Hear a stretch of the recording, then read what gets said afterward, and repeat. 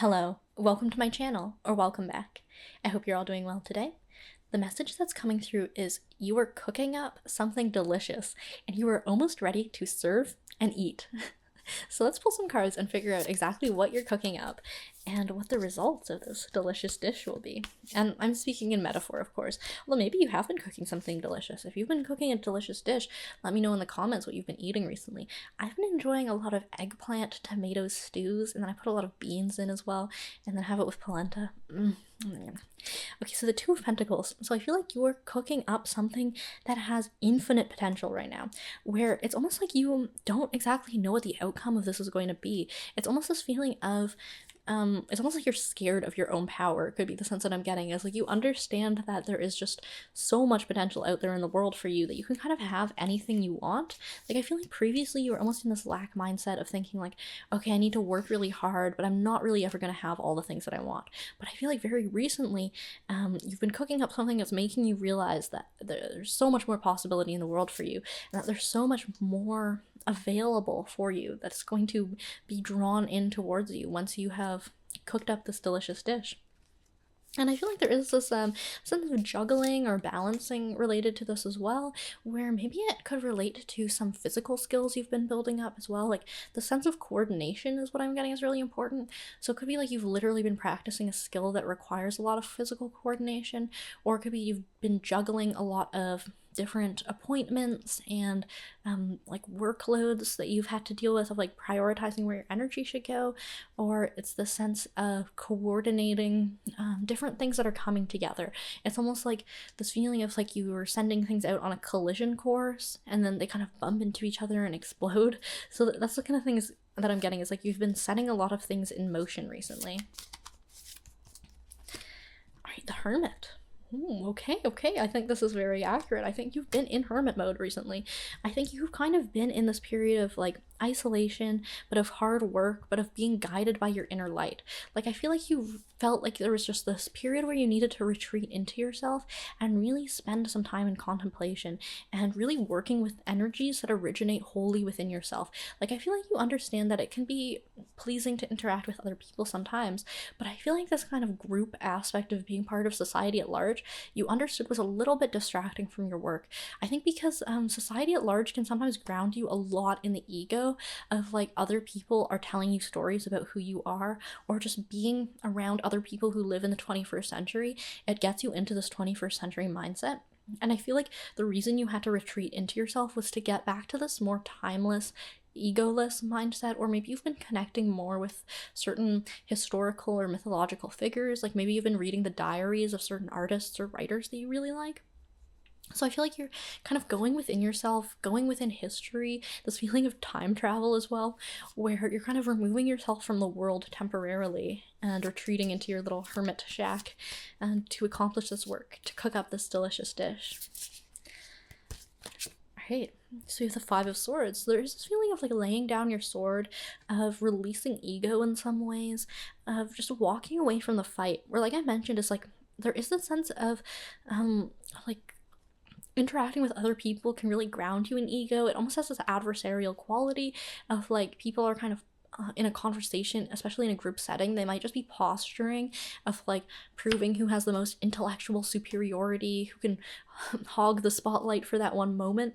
But I feel like you are really in the sense of just like laying down your swords when it comes to the battle, but picking up the swords themselves as the material. Where I think you're starting to realize like these thoughts that you have don't necessarily need to be put into the arena of like, okay, I need to prove that my thought is the best to other people. And it's like when you have these ideas, it's like, okay, now I need to go find a group to go preach my ideas to and soapbox to them. It's more like you're realizing, oh, these ideas are gems, but I'm going to put them in the stew. It's like the sense that I'm getting is like you're putting them into your work, into this thing that you've been cooking. And you're realizing that this actually unlocks this potential, where it's almost as if it's like this feeling of building up the energy. I don't know why this is coming through so strongly. I think because I read this book of where it's like the golden flower, The Secret of the Golden Blossom or something, this Chinese alchemical text where it talks about like semen retention in this metaphoric sense of like you're building up the energy, but if you shoot your load too fast, or like there's a line from the piano teacher where she talks about it's like heedlessly throwing your seed to the wind. So that's kind of what I'm getting, is like, okay, maybe the semen retention thing is not a literal thing, but it's like metaphorical, is that when you give away your really great ideas in conversation to other people, it gives you the sense of like maybe like a bit of a dopamine rush of like, oh, that was a good idea, these people laughed, they found it interesting. Or sometimes it can develop your ideas a little bit, but it's almost like heedlessly throwing it to the wind, where it's like just the hook of an idea and then you kind of throw it away and you let it loose. Whereas I think when you're more in this hermit energy of cooking, of boiling the stew, of distilling it down, it's like you get the hook and then you pull it up and you just keep pulling that string and pulling it and pulling, and then maybe there's a fish at the end, or maybe there's a treasure chest attached to the end. So that's the sense I'm getting, is like when you're in this period of hermit isolation and you really sit with your ideas and lay down this feeling of you know, thinking you need other people's validation for your ideas to be good, that's when you really cook up something tremendous. And let's pull a few more cards, figuring out exactly what you're cooking up right now. Okay, the Knight of Cups. So I feel like you're kind of crossing over into something new. I think you're crossing over into new ground, and I think this is new ground for yourself, but it's almost like something you've been working towards, like you've been on this pathway of getting towards it, but I feel like this is going to be new ground in the public eye, and it's almost like there were certain things embedded in every person that is like their unique message to share with the world, and I feel like that's what you're coming to, is realizing what your unique message to share is, and it's something that has been influenced by your experiences, like through the trials and tribulations of the ego, yes, but specifically your emotional experiences are very important in this matter of emotional reactions you've had to certain stimuli or certain things in the world have really shaped your message into something that is just very different. There's like all these layers that it's almost as if the sense I'm getting is like when you paint on a cell for animation, or this feeling of watercolor, of just like there's so many layers built up that when the viewer sees it, they're just seeing the final image, but you as the person who created it, you know that there were all these layers that went into it. And so that's the sense I'm getting, is like you're bringing something new to the world that is going to really be interesting and valuable, but it's because of this fact that it's so individual and unique to you. All right, so we have the Seven of Cups coming out here, and there's this feeling of it's like almost like all these different life paths or things you could acquire, or sins and virtues, but then there's like only one true thing, and it is the veiled self in the center there. So I think that's kind of what you have been dealing with, is this feeling of what should I be cooking? Like, should I be a jewelry designer? Should I be a writer? Should I be a teacher? And I feel like you're starting to understand that none of those ambitions really matter. It's like, oh, should I write a book? Should I make an album? It's like, forget about all that for a second and understand that the thing you were cooking is not any specific work or any specific job position or any specific role in the world. It is the development of yourself, of your truly fully individuated self that you're getting in touch with. And that is the essence of the great work. Like, if you've ever read, there's an essay on the great work, or maybe you've heard it referred to before, it's like the great work is like this new message you're delivering to the world, this new little thing that only you could come up with because it's so unique. Or like maybe someone could come up with it too, but they would have a bit of a different spin on it. But it's like this cutting edge thing. But also the great work is a transliteration of the Latin term magnum opus, which also you've probably heard being used to refer to specific works, of like saying, oh, that's a writer's magnum opus, or that's a composer's magnum opus. But the magnum opus is also an alchemical term that refers to the philosopher's stone, which is this magical essence or something that has been said to grant eternal life through this combination of metals. But also, if you look at this from a psychological perspective, perhaps from a Jungian perspective, the philosopher's stone is what is created through this process of individuation, of becoming your true self, your fully integrated self. So really what you can look at it is like, you are making this great work that will be reflected in the 3D reality and in the world, yes, but the key to it is something that is an internal transformation and something you're producing from within. And again, like I mentioned of like that book that had read of The Secret of the Golden Blossom, it's like the sense of you're brewing something, you're like making an egg, you're hatching it inside you. And this elixir of life is something that you're distilling inside you. So it again, it's like all of these concepts of the great work, this magnum opus, this incredible book that you've written that is just it affects every reader so greatly when they set eyes on it, or the stone that is produced from some magical seeming process of the combination of metals that took years of alchemists to study and experiments in a lab. Like, these are all metaphors for the process that is taking place inside you, and that is why it has this feeling of cooking or distilling. It's like it does require a really a recipe, or like the chef's magic touch. It requires this discerning taste to taste the soup and know when it's ready. So it is this feeling of just understanding that this process is taking place within you and trying to figure out what you can do to just allow it to happen, I guess.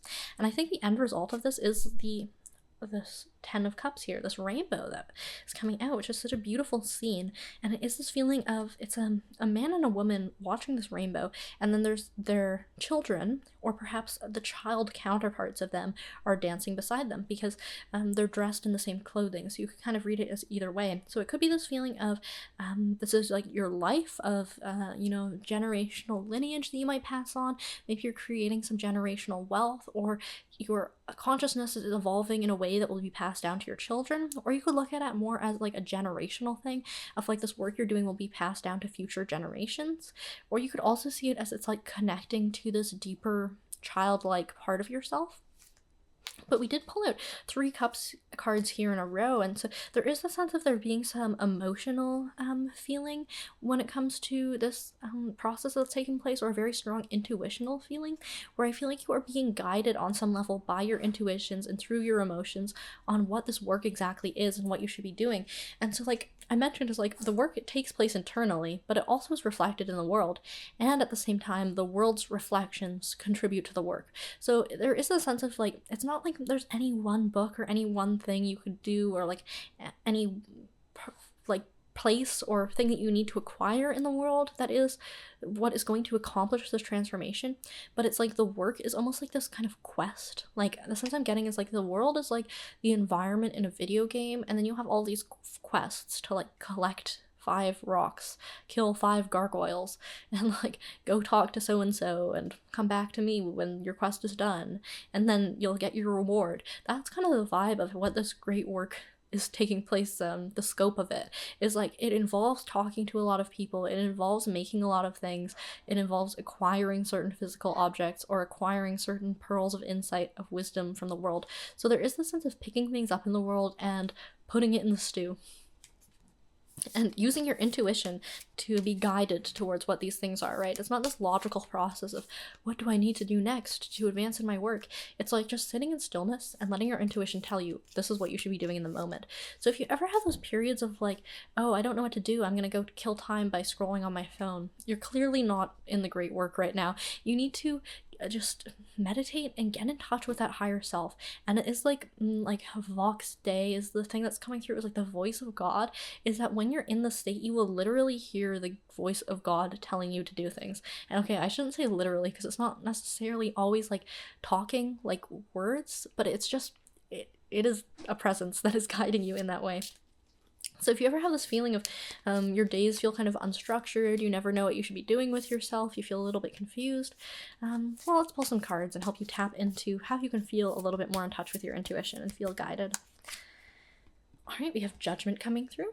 So there is the sense of being reborn, sort of, or being naked. So I think this does, again, relate to this feeling of letting go of some of these ego considerations, where just like forget everything you were ever told, everything you thought you knew about yourself or your life's purpose.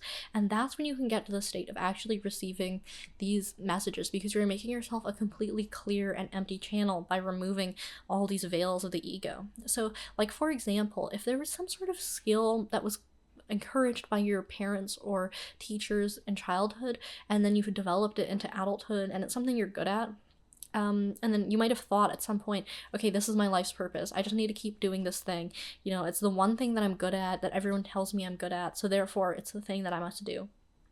This is actually an ego attachment. You might have thought because you have some sort of ability for this that it was like your natural gift. And like maybe in some ways you did have a natural gift for it, but you also need to understand that things that were encouraged in you from childhood, or like the thing you chose to study at school at 18 years of age, is actually, it has not that much to do with your life's purpose. I mean, it certainly informed it, and all of these lessons that were learned are things that are going to really contribute to the path. Like, you're going to look back at it and realize why everything was essential.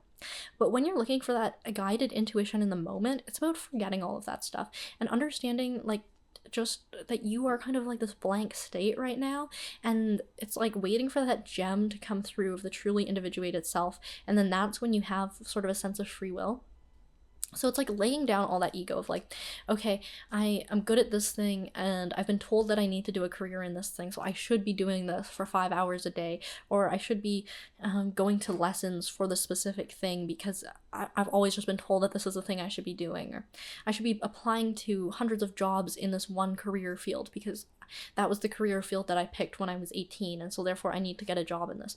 And it's like forgetting all of that and just like allowing yourself to be an empty vessel, like just a clear channel, and then that's when the voice of God speaks to you and tells you this is what you should be doing. And also, like, some of these instructions are not necessarily instructions that are like these high level grand things of like, go here on this day and you'll meet this person. Sometimes it does genuinely come through like that, but I would say the majority of these intuitional messages are something like, okay, pick up this book from this shelf and read a few pages from it, and then you get some message from it. Or like, these things about daily life maintenance too are actually related to intuition on some level of like, if you are not in touch with your intuition, you may fall behind in certain things. Like, your room might get really messy, you might not be doing your dishes on time, your laundry builds up, or you never know when you should be eating sometimes, or like, so there might be times where you go too long without eating and you get hungry or you overeat.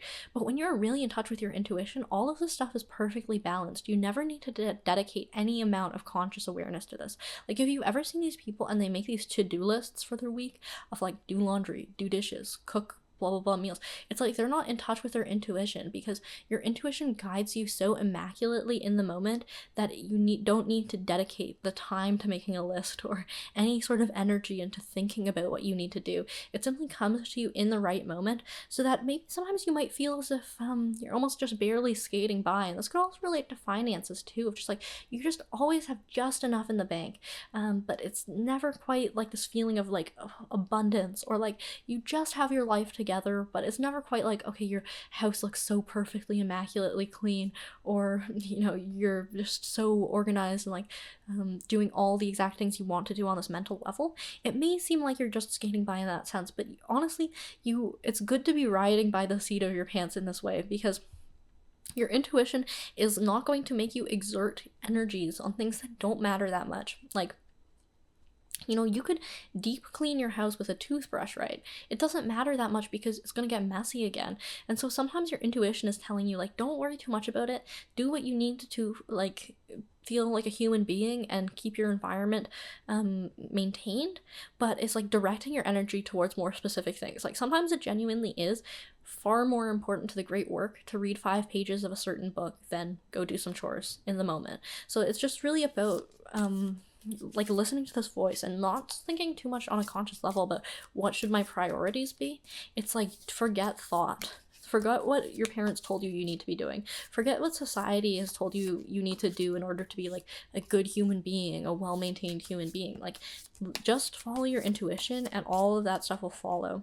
And that is how you build the life that you love, or the life that is meant for you, this life that fits with your purpose. Right, the Tower. So there is a sense of like dethroning. Again, it's like, let everything that you knew fall away from you. Like, don't hold on to any of these notions that you had been clinging to previously, and dethrone it all, because the ego is built up through these things that we pick up from what our parents tell us we should be doing, or what celebrities tell us, like what's in the media, the sense of like, what should you be doing, who should you be.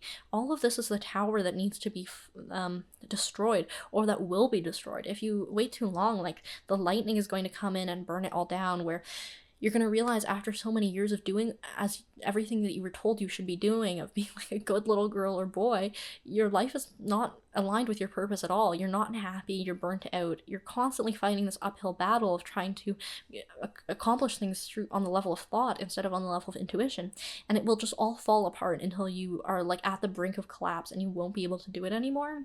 Or you'll have gotten yourself into this really unpleasant situation where if you get through this great work a little bit earlier, you'll understand how to better formulate a life that is pleasant for you. Whereas if you leave it too long, it's like you're going to end up with like kids and a family and a house and a mortgage and all of the stuff that is tying you down to your ego. And when the tower falls, it's going to be so much harder to bounce back from that. I mean, like, don't get me wrong, you'll be able to do it. And if you already do have all this stuff, that's okay. Like, you're still going to be able to handle this transformation just fine. But just understand that it's going to just be just some more just a little bit more to deal with. Just, it's going to be a little bit frustrating or take up more time to get out of the situation if you've let it go on too long. So just let the tower fall now. Forget everything that you've learned on the level of ego and on the level of mind, and just hop right into the great work by being present in the moment right now. And just stay focused and alert and aware in the moment. Forget everything in the past. Forget any conception you've had of the future, about what type of job you might have in the future, how much money you need to make to buy the type of house you want in the future. Just leave all of that for now and ground yourself back in the present moment, because the present moment is the only time that you can take inspired action through your intuition. And any time that you're clogging up your channel with things from the past or fantasies of the future, you're hiding the aspect of yourself that could give you this message. Like, you're blocking the channel. Like, I look at it as like it could be like a funnel or like a canal where water is running through, and all of this things from the past or from the future are like debris that are clogging the flow of water that is your intuition. And as soon as you clear this channel, then it just flows freely. It flows just like a river or like a waterfall without cessation. So there is just this sense of opening yourself up to it by being present and not letting any of these obstructions of ego or what you think you should be doing stop you from listening to the voice of God instructing you, like this angel trumpeting from the heavens. Like, it's like a trumpet of just, it's on this higher level than mind that instructs you on what you should be doing, like the one thing that you can do. All right, and so we have the Seven of Swords. So this is quite similar to this Five of Swords kind of story, where we see now someone is, they're walking away again. Where in the Five of Swords, they're walking away from what looks like maybe a sword fight, and they're picking up the swords. And then in the Seven Swords, it looks like they're walking away from some sort of military camp, and they have even more swords in their hands. So this feeling again of just like leaving the fight behind, the clashing of egos behind, and just cooking up something new with like everything you've acquired, right?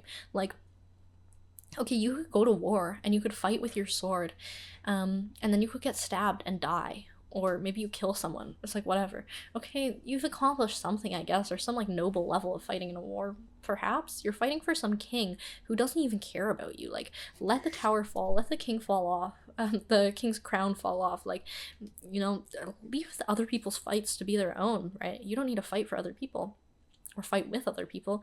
If you walked away from the battle and you just took 5 swords with you, you could melt them down and make something really cool out of it. Like, you can make a cool sculpture or something.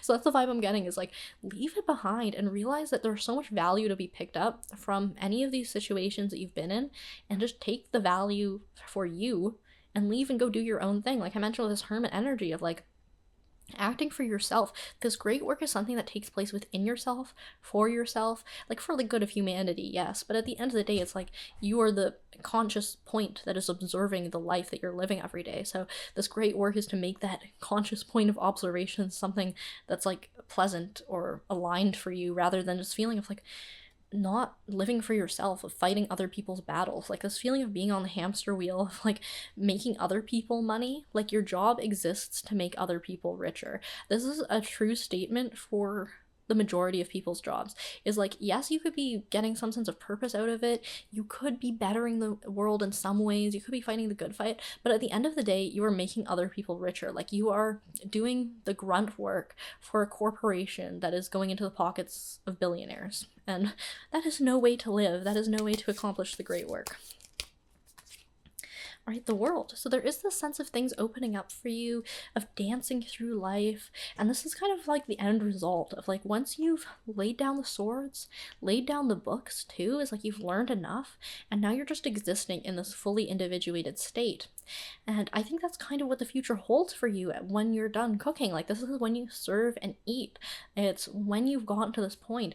But it's understanding that this is a daily practice of this constant activity of being in this mode of doing the great work, of dedicating yourself to it, that will get you to this point.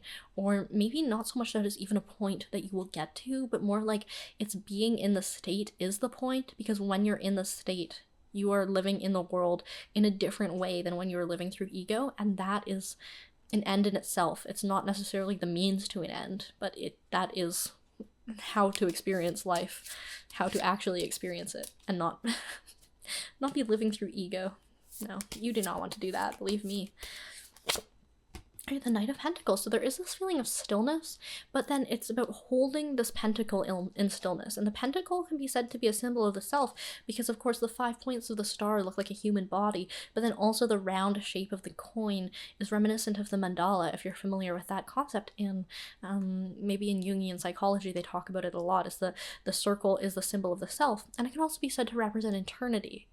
If you've heard of, if you've seen True Detective and they say time is a flat circle, I never knew what they were talking about when they said that, and then I got into all this occult business, and then every single book says that. I'm like, oh, now I get it. Or is right. It's like the circle is eternity, and then there's a dot in the center of the circle that represents this moment in time.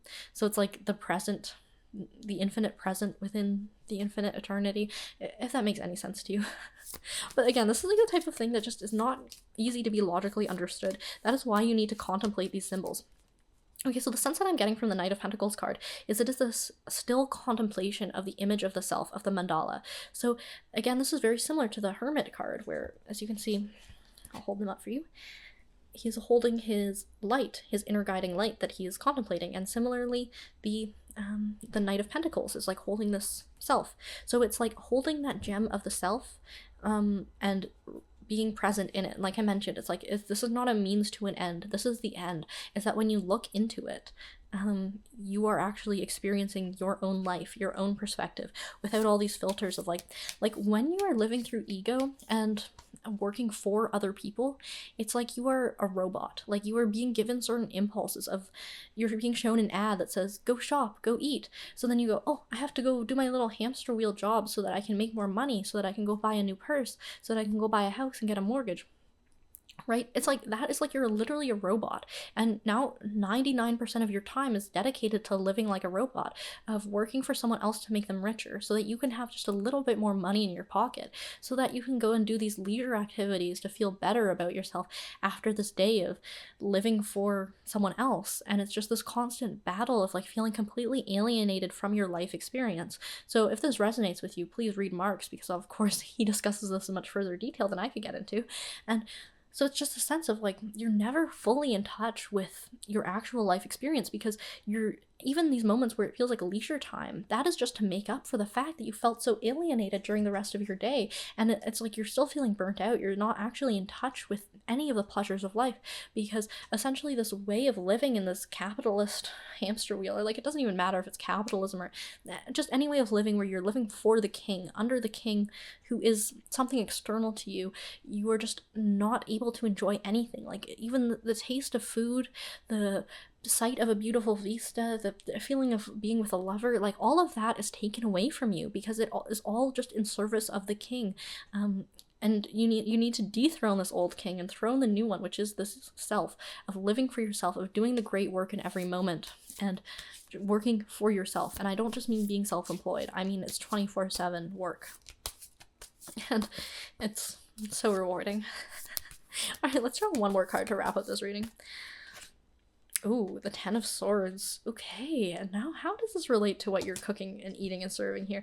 I think this is this feeling of, yeah, again, I think this is a stabbing and laying down of the ego. Like the ego death needs to occur for you to go through this process where you can actually live for yourself. And I know it feels kind of contradictory, because it's like, okay, why exactly do I need to let go of this thing that I think is me in order to actually live my life? But this is the lie, is that the ego is not you. You have been from childhood told that this is you, right? Like, you can think of kindergarten, and when you write those little sheets of paper that say, my name is so and so, my favorite color is blue, my parents do this for a job, and one day I want to be a doctor. Like, that is the beginning stages of being told that you are your ego, and it just continues in so many more detailed, complicated ways of every interaction that you're having with a person. It's like they're telling you something about yourself. They're saying like, oh, you are a very intelligent person, or oh, you have a really strong interest in spirituality, or something like that. It's all feeding the ego. But in order to actually allow this self to speak through you, it's kill the ego. Forget this concept of these things that make you different from other people, and understand that there is only one essence. There is only one universal self within all people, of all manifestations of human bodies, right? This point of consciousness is identical in all of them. And the great work is returning back to this point of consciousness that allows you to pick up on new insights in the world, these new pearls of wisdom that only you could see because it's being filtered through your unique version of this consciousness. Like, through just the way your eyes see is just a little bit different. But when you remember that you are this essential self rather than the ego, that's when you can actually begin the great work. So it's really about like letting it die. Stab it with 10 dang swords and stab it into the ground, pin it down there, because you do not want it to come back up and haunt you, right? Like, you're done with it and you're moving on to bigger and better things through this process of becoming a more individuated and whole person. And that's what you're cooking. Thank you so much for watching this video. I hope you enjoyed it. And if you did enjoy it, I'm running a special promotion until the end of February where my 20-minute personalized readings will be $25 Canadian until the end of the month only. So pop on it if you're interested. Send me an email, which is linked in the video description or in my YouTube channel's bio. And thank you so much for watching. And as always, I hope to see you in the next one.